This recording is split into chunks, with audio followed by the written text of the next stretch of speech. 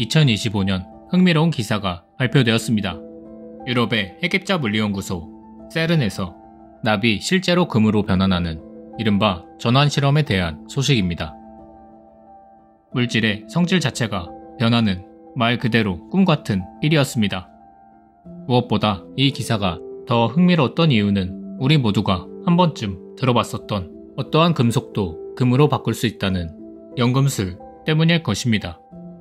일본의 만화인 강철의 연금술사에는 현자의 돌이 등장합니다. 모든 불가능을 가능하게 하는 치트키 같은 아이템, 그리고 작중 모든 인물이 원하는 궁극의 물질로 이 돌의 모티브는 단순한 상상이 아닙니다. 이야기는 수백 년 전 실제 연금술사들로 거슬러 올라갑니다.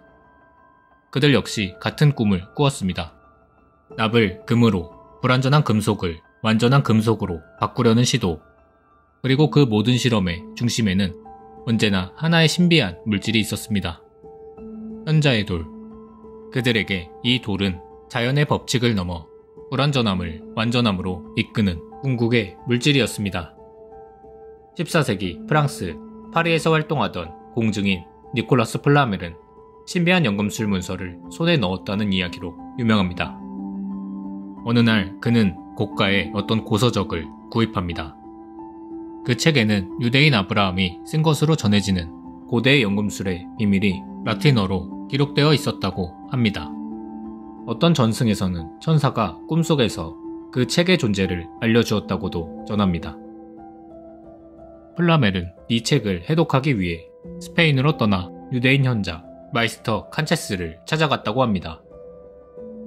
이후 그는 아내 페레넬과 함께 그 지침을 따라 실험을 거듭해 현자의 돌을 완성하고 은과 금을 만들었다는 전설을 남겼습니다.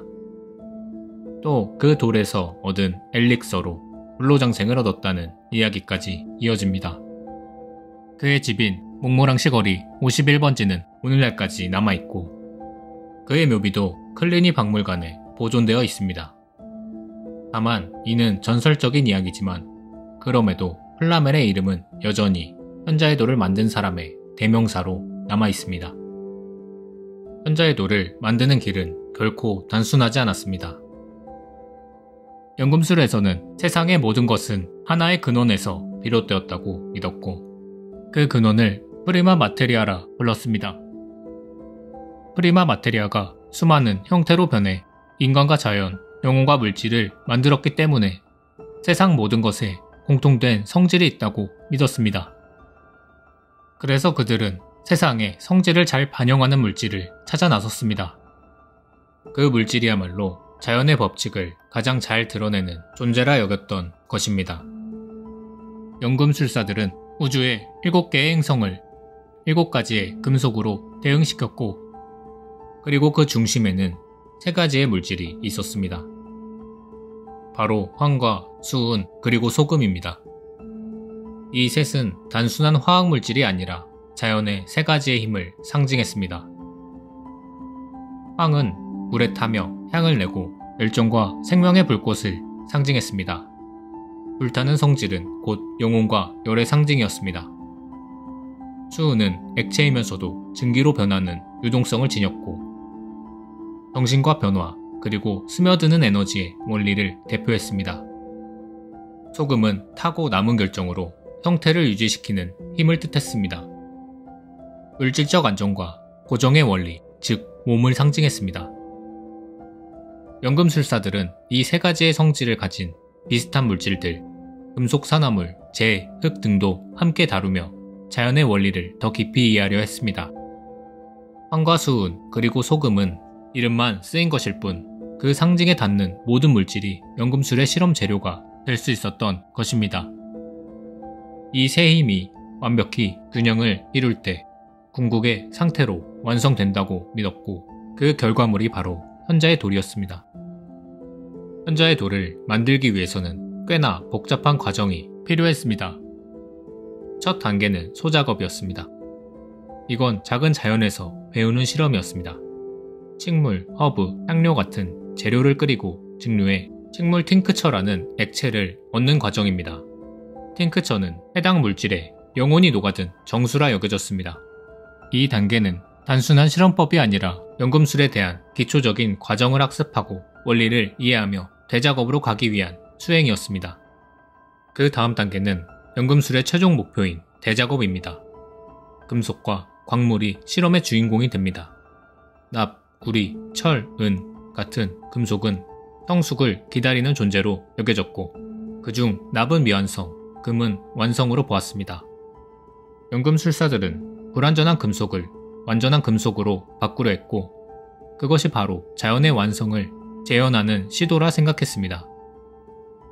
대작업에서 만들려는 것이 금속의 팅크처, 즉 금속의 영혼이 녹아든 액체입니다. 또한 현자의 돌은 응고된 팅크처라고 불리기도 했습니다. 대작업의 과정은 이렇게 정리됩니다. 첫 단계는 썩히는 과정입니다. 모든 생명과 물질은 죽음을 통해 다시 태어난다는 믿음 아래 연금술사들은 납, 유황, 식물 추출물, 안티모니 같은 혼합물을 밀폐된 플라스크에 넣고 직접 불이 아니라 중탕기에서 끓는 물로 서서히 데웠습니다. 안에서는 액체가 증발하고 응결하며 내부가 검게 타들어갑니다. 냄새가 썩는 듯하고 내용물은 점점 검은 진흙처럼 변하게 된다고 합니다. 연금술사들은 이렇게 말했습니다. 이 과정은 물질이 해체되고 죽는 단계이며 모든 것은 죽어야 새로 태어난다. 이 검은 상태를 흑화라 부르며 현자의 도를 향한 첫걸음이라 여겼습니다.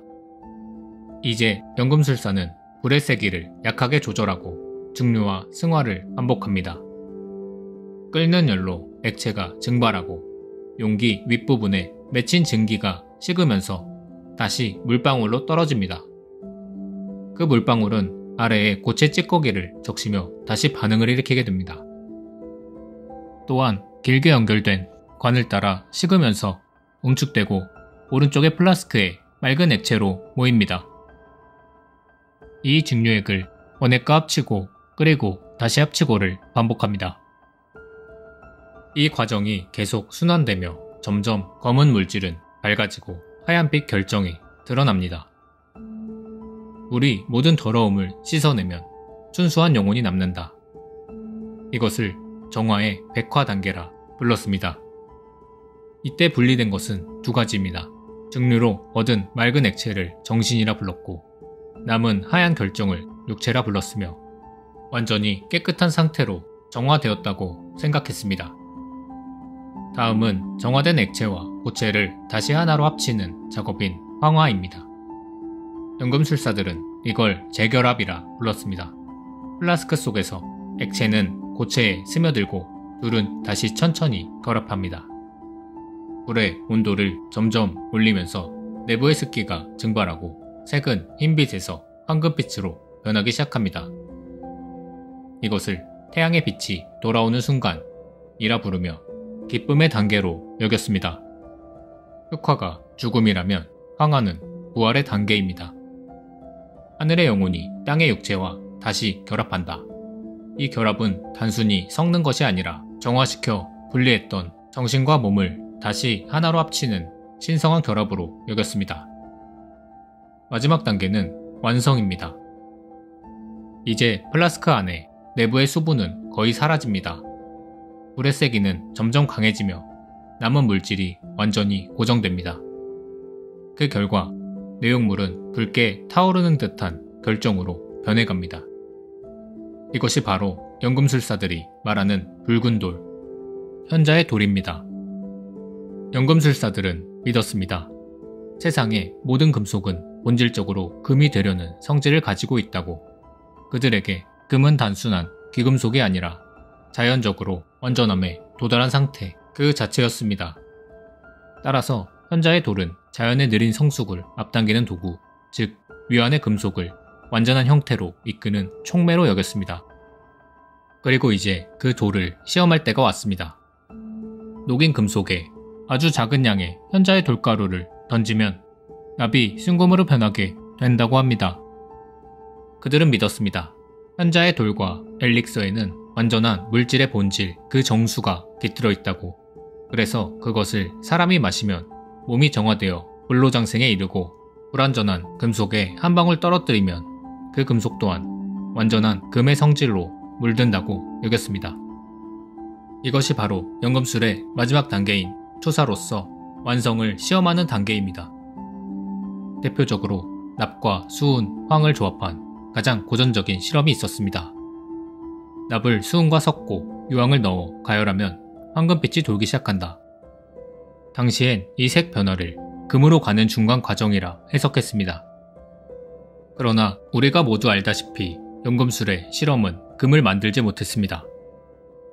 대부분 색이 변하거나 피막이 형성된 수준이었습니다. 그럼에도 그들이 했던 모든 실험들은 불완전한 물질을 완전한 물질로 만들려 했고, 그 완전함을 이루는 도구이자 결과물이 바로 현자의 돌이었습니다. 금을 만들려 했던 이유는 단순한 부가 아니었습니다. 완전한 물질로 여겼던 금을 다시 만드는 것은 자연이 하는 신의 창조를 이해한 것이며, 금을 단순히 복제하는 게 아니라 자연의 비밀을 재현하는 행위였습니다. 결국에 납을 금으로 바꾸려 했던 그 꿈은 불완전한 인간이 완전함을 향해 나아가고자 했던 연금술사들의 철학이 담겨 있었습니다.